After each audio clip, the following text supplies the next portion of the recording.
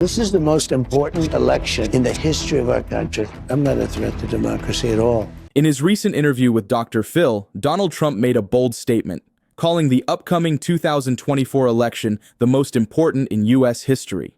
He opened with, I'm not a threat to democracy at all. But his rhetoric throughout the interview may leave some left-leaning viewers feeling otherwise.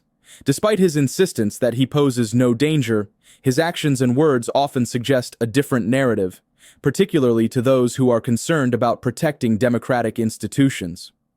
Trump's reflections on his near-death experience during an assassination attempt are profound. He vividly describes the moment, saying, When it happened, it was a whack. I mean, I said something's going on there. It was a real whack to the ear. But you're not thinking about that. And I was lucky I went down quickly, because if I didn't go down quickly, bullets were coming right over my head when I was down. I heard them. They were moving along. They moved pretty fast. I said, how fast does a bullet go? They said about 3,000 miles an hour. That's a lot. But beyond the personal trauma, Trump connects this incident to what he sees as a higher purpose, stating, it has to be God.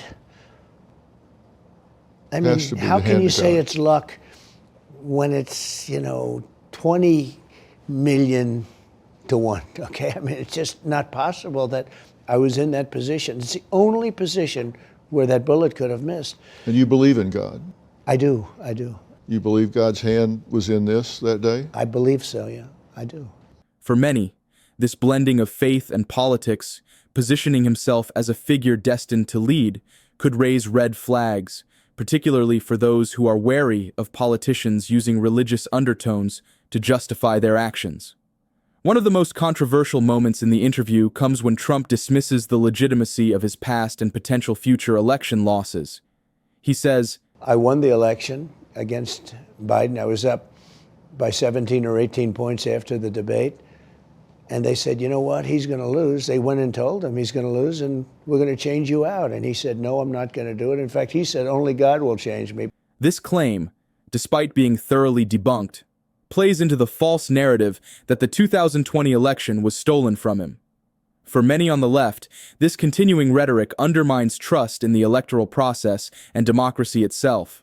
Trump also criticizes Vice President Kamala Harris, painting her as an extreme figure. She's a person that wanted to defund the police very strongly, bailed out a lot of people in Minnesota from jails who did some really bad things.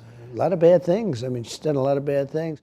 This attack on Harris is an attempt to frame her as a radical, but it also misrepresents her policies and positions, especially on criminal justice reform, which many on the left see as a necessary evolution in the face of systemic inequality. As the conversation shifts toward energy policies, Trump makes a divisive claim about renewable energy. Wind is the most expensive energy in the world, and the environmentalists love it. Why do they love it? It kills all the birds. Walk to the bottom of a windmill and take a look. It looks like a bird cemetery. This oversimplification of the complexities of clean energy will likely frustrate left-leaning voters who prioritize environmental sustainability. Trump's outright dismissal of green energy solutions is in stark contrast to the climate-focused policies that many progressives support. Toward the end of the interview, Trump emphasizes his belief in his divine purpose. You believe you have more to do. You weren't done. You were spared for a reason. Well, God believes that, I guess. We'll have to see. For those on the left, particularly secular or progressive religious voters, this invocation of divine right in politics may be troubling. It paints a picture of a leader who believes he is chosen rather than elected to guide the country, a perspective that challenges the very foundations of democratic leadership. Perhaps the most unsettling statement comes when Trump reflects on the future. And so I have to win that.